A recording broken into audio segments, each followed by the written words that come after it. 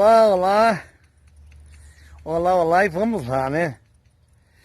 Tô aqui pensando, né, em Apocalipse, quando o apóstolo São João foi jogado na ilha de Patmos, né? Ele viu o Senhor, né?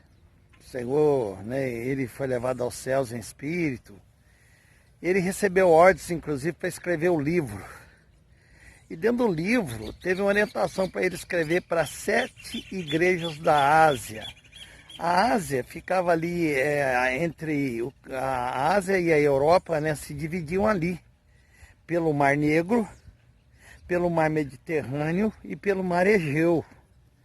Né? Inclusive ali, como não era bem dividido ainda, né, pertencia praticamente à Grécia ali. Mas né, depois aquilo foi bem dividido, pertence à Turquia hoje.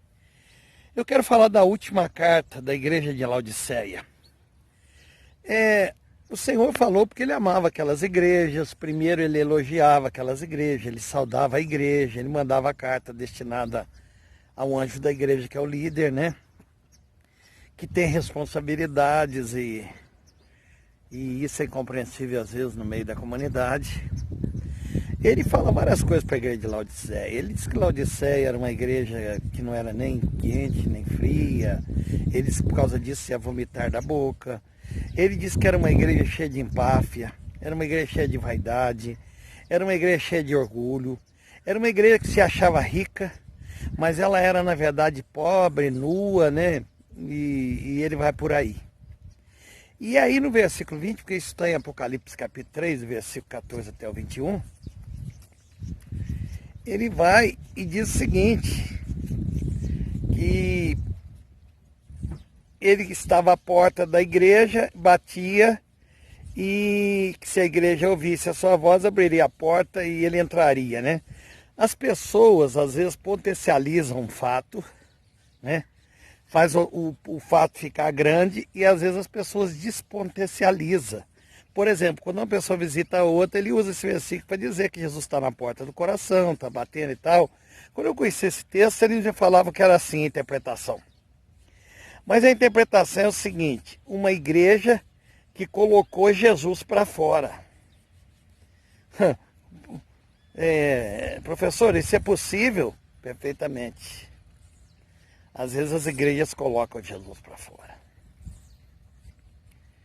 Essa questão também de ser frio ou ser quente, também é muito mal entendida, entendeu? Tem pessoas que pensam que igreja quente é porque gritam muito, né? Ou porque pensa que não grita nada, sendo que isso tem nada a ver com estar quente ou estar frio, né? Tem pessoas que não gritam, mas o coração delas sangram, né? Tem pessoas que não gritam, mas que estão cheias de amor, né?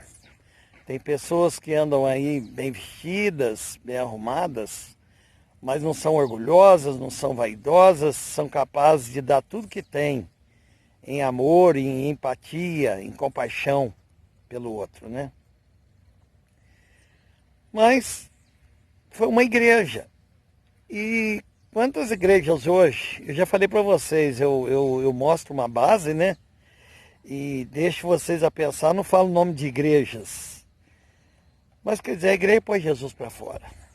Quantas igrejas estão funcionando sem Jesus? Quantas igrejas estão funcionando sem Jesus? Naquele livro, O Avivamento Real, do pastor Ernesto Tonini, ele conta uma história lá de um sonho real, né, chamado Um Sonho Real, de um pastor de uma grande igreja nos Estados Unidos, que preparou seus sermões no sábado, e ele foi dormir e ele sonhou que já estava no culto, que já estava na igreja, e que entrou um visitante assim. Esse visitante chamava muita atenção dele, né? E os diáconos foram lá receber, ele sentou nos últimos bancos, e quando terminou o culto matutino, ele fez de tudo para chegar perto desse visitante para cumprimentá-lo, mas a multidão veio, os irmãos vieram, ele não conseguiu chegar, e depois ele chamou o diácono e perguntou quem era aquele ilustre visitante, e o diácono disse, olha, aquele visitante era Jesus. Ele falou, Jesus? Ele veio aqui em nossa igreja hoje? Ele falou, ele veio, ele resolveu vir hoje na nossa igreja. E o que ele achou da igreja? O que ele achou? E aí o diácono disse, olha, Ele achou muito bonitas as cortinas, ele achou muito bonita a arquitetura da igreja. Mas o pastor queria ouvir outras coisas, né? O pastor queria ouvir que Jesus achou maravilhoso o sermão. Ele queria que Jesus achasse bonito assim, né?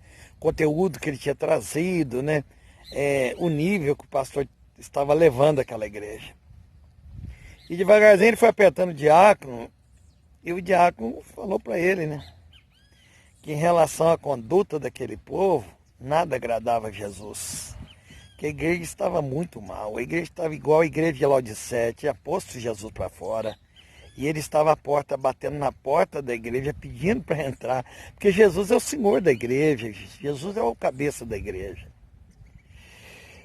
E ele acordou-se. E aí, sabe o que ele fez? Aqueles sermões que ele tinha escrito, ele os reescreveu. E a partir daquele dia, ele teve uma postura de santidade, uma postura de pregação, uma postura de liderança diferente. Porque eu tenho certeza que todos os pastores de bom senso, eles não estão querendo pastorear uma igreja sem ter Jesus à frente dela, sem ter o Espírito Santo à frente dela. Porque, na verdade, os líderes são co-pastores de Jesus, são co-pastores do Espírito Santo. Né?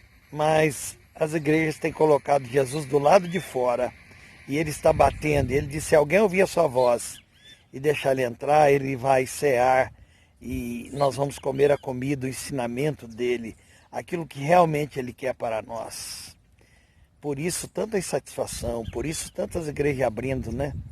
Uma vez eu li um livro chamado Igreja Sem Brilho, falando desse espírito de revolta, desse espírito de desobediência, dessa obstinação do ser humano de querer liderar, de querer, né, não está satisfeito aqui, é disciplinado, não aguenta disciplina, não aguenta palavras de liderança, não aguenta correção, né, não aguenta nada, qualquer coisa é suficiente para a pessoa ir embora. Se colocar ele no banco 6 meses, de 1 ano, 2 anos, ele vai embora e cria uma outra igreja, né?